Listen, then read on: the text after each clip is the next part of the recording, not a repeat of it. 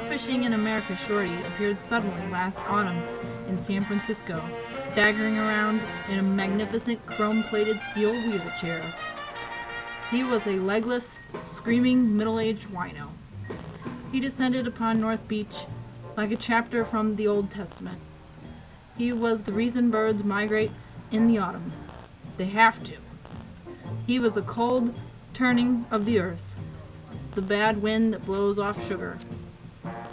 He would stop children on the street and say to them, "Hey, I ain't got no legs.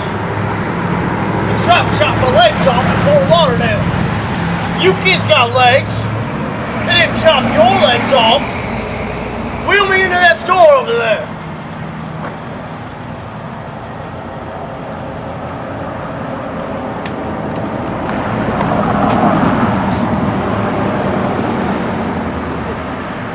The kids, frightened and embarrassed, would wheel Trout Fishing in America Shorty into the store. It would always be a store that sold sweet wine, and he would buy a bottle of wine, and then he'd have the kids wheel him back out onto the street, and he would open the wine and start drinking there on the street, just like he was Winston Churchill. After a while, the children would run and hide when they saw Trout Fishing in America Shorty coming. I pushed him last week. I pushed him yesterday. Let's hide behind these garbage cans. And they would hide behind the garbage cans while Trout Fishing in America Shorty staggered by in his wheelchair. The kids would hold their breath until he was gone. Trout Fishing in America Shorty used to go down to L'Italia, the Italian newspaper in North Beach at Stockholm and Green Streets. Old Italians gather in front of the newspaper in the afternoon and just stand there, leaning up against the building, talking and dying in the sun. Trout Fishing in America Shorty used to wheel into the middle of them as if they were a bunch of pigeons, bottle of wine in hand, and begin shouting obscenities in fake Italian. Tra-la-la-la-la-la spaghetti!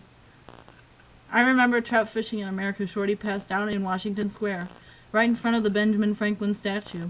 He had fallen face first on his wheelchair and just lay there without moving, snoring loudly.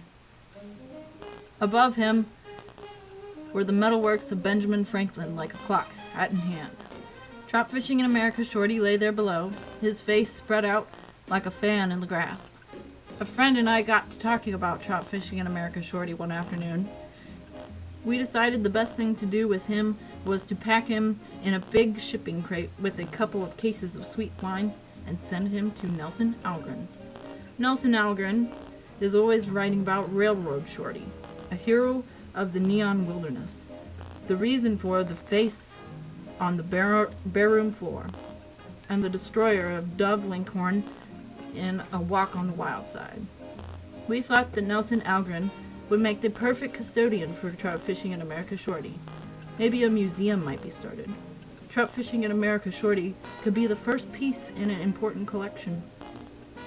We would nail him up in a packing crate with a big label on it. Contents, Trout Fishing in America Shorty. Occupation, wino. Address, care of Nelson Algren, Chicago. And there would be stickers all over the crate saying, glass, handle with care. Special handling. Glass, don't spill. This side up. Handle this wino like he was an angel. And Trout Fishing in America Shorty, rumbling, puking, and cursing in his crate, would travel across America from San Francisco to Chicago. And Trout Fishing in America Shorty, wondering what it was all about, would travel on shouting, "Where the hell am I? Can't seem to open this bottle. Who turned out the lights? Fuck this motel. I gotta piss. Where's my key?" It was a good idea. A few days after we made our plans for Trout Fishing in America Shorty, a heavy rain was pouring down upon San Francisco. The rain turned the streets inward, like drowned lungs, upon themselves, and I was hurrying to work, meeting swollen gutters at the intersections. I saw Trout fishing in America Shorty, passed out in the front window of a Filipino laundromat. He was sitting in his wheelchair with closed eyes, staring out the window. There was a tranquil expression on his face. He almost looked human. He had probably fallen asleep while he was having his brains washed in one of the machines. Weeks passed and we never got around to shipping trout fishing in America Shorty away to Nelson Algren. We kept putting it off, one thing and another. Then we lost our golden opportunity because trout fishing in America Shorty disappeared a little while after that. They probably swept him up one morning and put him into jail to punish him. The evil fart. Or they put him in a nut house to dry him out a little. Maybe trout fishing in America Shorty just pedaled down to San Jose in his wheelchair, rattling along the freeway at 1/4 mile an hour. I don't know what happened to him, but if he comes back to San Francisco someday and dies, I have an idea. Trout fishing in America Shorty should be buried right beside Benjamin Franklin's statue in Washington Square. We should anchor his wheelchair to a huge gray stone and write upon the stone, trout fishing in America Shorty, 20 cents wash, 10 cents dry, forever.